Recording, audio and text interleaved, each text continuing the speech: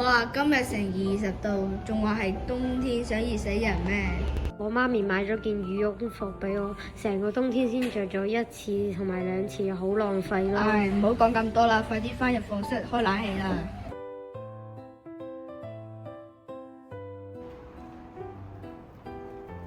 快啲攞啊！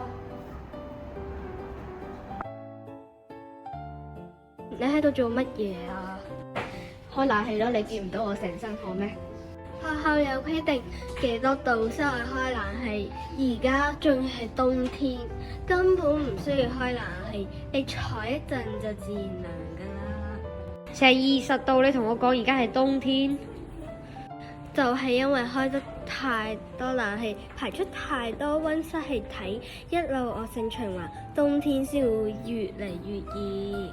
我今日先睇到呢個新聞。咩新聞啊？呢個新聞係話北極的海冰面積創新低，證明全球暖化越來越嚴重。我突然諗起媽咪話，以前香港嘅冬天經常都10度以下，唔會似而家咁咯。咁睇嚟我真係要環保啲啦，少啲開冷氣啦。